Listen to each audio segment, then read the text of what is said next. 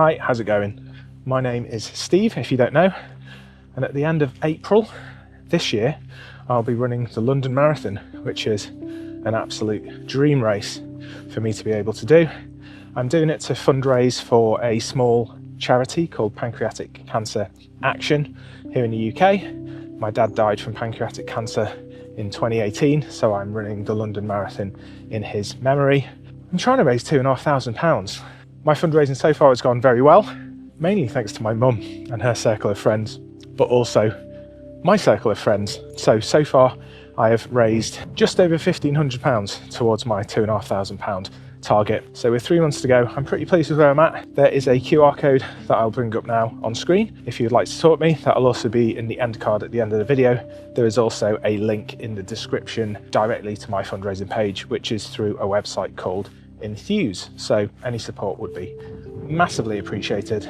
I'll get on to tell you about the training. I am using the training plan called Cooper. So Cooper are the official training plan provider for the London Marathon, and I was provided with Cooper through my charity place. So having not used it before, used things like Runner, Kit Run Pacer, I decided to give Cooper a go. I have increased the intensity of my running compared to the Amsterdam and Valencia marathon training block that I did in the second half of 2025. With that, I was coming back from quite a bad ankle injury that I promise I will stop talking about soon. But now I'm fairly fully fit, I would say, touch wood. So I have increased my runs to 4 a week. I've also increased the intensity of my runs, so there are more things like interval and tempo sessions within my runs than there were for my Amsterdam and Valencia marathon block. So 16 runs in, 4 a week, over 4 weeks, and they have been a mix of runs. So I have done a long run every week, so 4 long runs. I have done 4 easy runs, one of those a week, 4 interval runs, sometimes more than one of those a week, and some steady state runs, and also a couple of tempo sessions. So the training has been varied, and as I say, some weeks it's been pretty hard because I've been doing 2 interval sessions, which, coming off the back of an easier plan where I was doing a lot of easy miles, going into doing kind of 2 speed-based sessions a week was a bit challenging.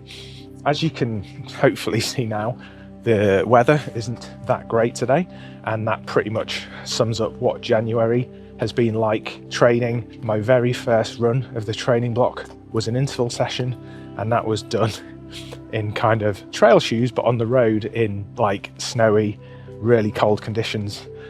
So that kind of, I guess, set me up for what to expect for the rest of the month. Though things did get better after week 1, the kind of snow in the UK subsided and training did get a little bit easier.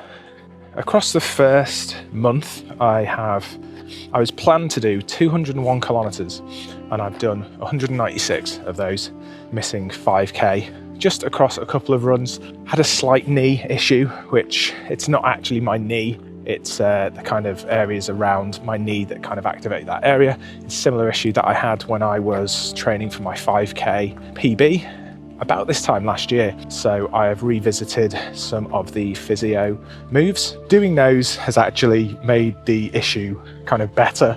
It's just they take time. So when you kind of need to kind of get out and do a quick run and you don't necessarily have 20-30 minutes to do your warm-ups and your stretches and your exercises, sometimes that gets a little bit challenging. But it's been not too bad so far. But one run, I chopped off 3 kilometers. That area of my leg was just kind of in too much discomfort. And I also chopped a couple of kilometers off week 3 long run, partly because it was a lapped course. I was due to do 23k, I think, and when I'd done 3 laps, it was 21k. It was fairly wet, and I didn't want to set out and do another kind of 7-lap course when I only had 2k left to do, and it was really wet.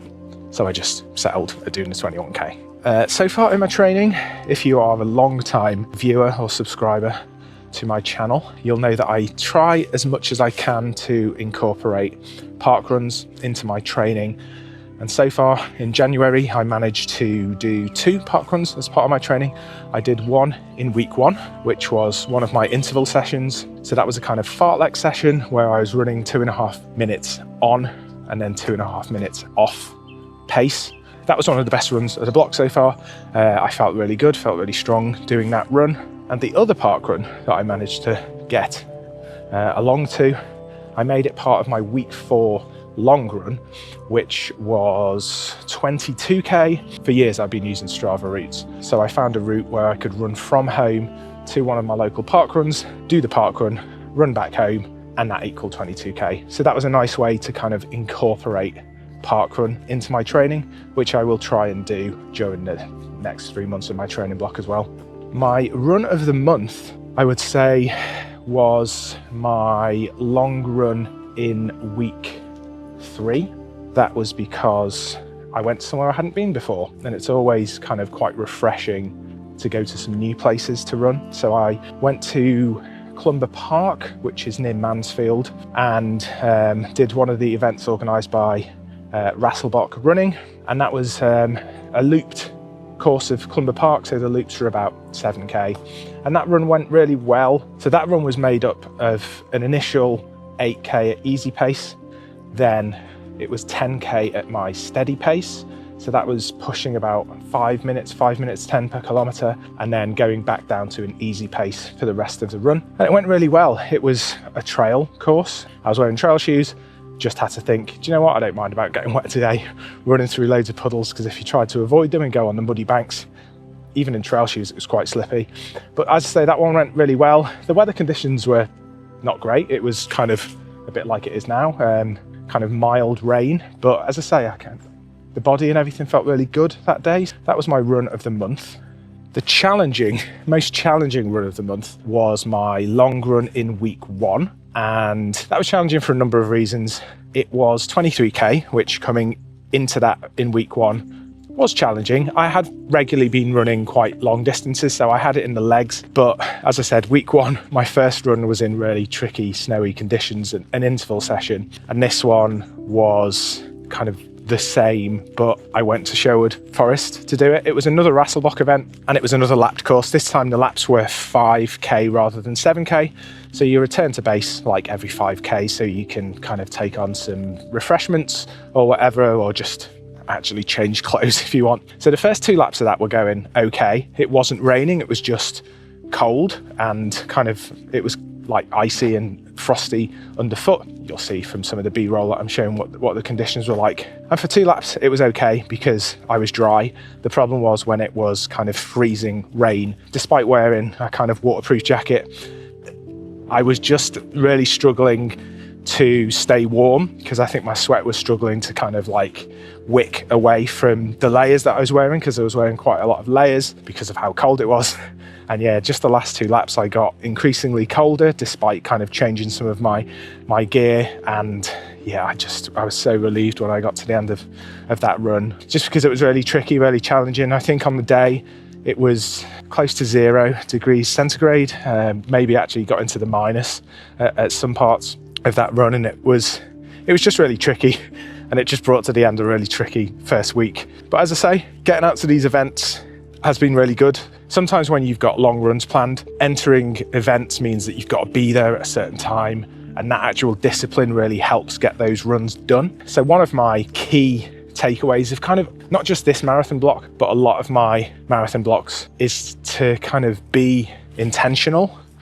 I'm not trying to be kind of preachy, but I've always found it's easier when kind of decisions are taken away from you. So if you're doing a long run from home, sometimes you might procrastinate about when you're going to start the run. But when you enter these events, or like I did in week 4, have to be at a kind of parkrun start line for 9 o'clock. So that meant kind of setting off from home to run there at about 8 o'clock because you want to be there for the start. So I found being really kind of intentional, certainly on the long runs, has really helped me kind of get out the door and get them done. And I hope that I can kind of carry that on over the next 3 months of my plan. So highly recommend that if you are kind of struggling with any of your runs, if you're training for anything at the moment.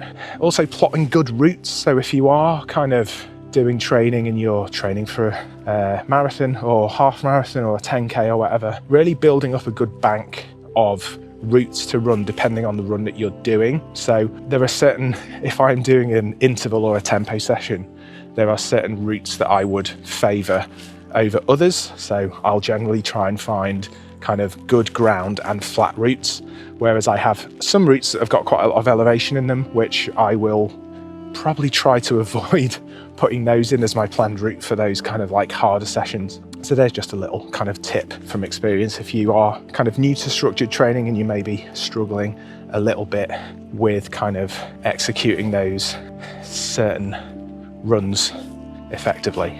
If you do watch my channel with a degree of regularity, you'll know that I do quite a few shoe reviews.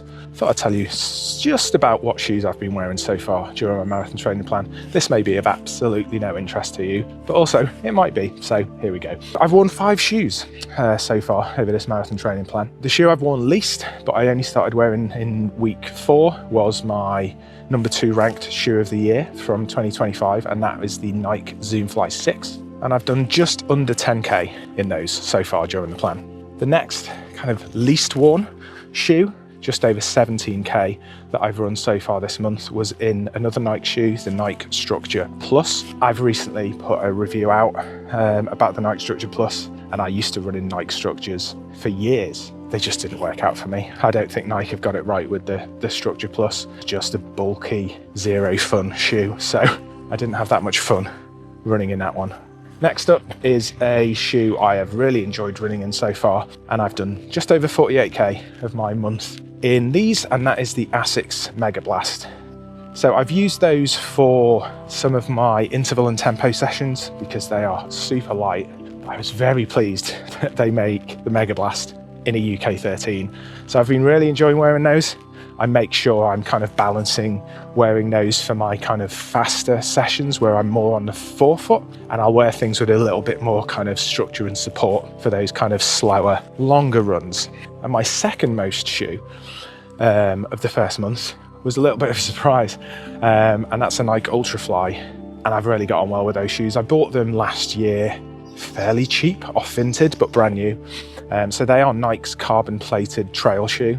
I'm so glad I've got them because January has been really tough. I've had to use them on a couple of road runs because the conditions have just been pretty sketchy and I haven't wanted to go over while I've been running. So they've been really good. And I've also done the 2 trail runs that I mentioned at Sherwood Pines and Clumber Park, and I wore them for those. And they've been really good. They have done a decent amount of kilometers this month.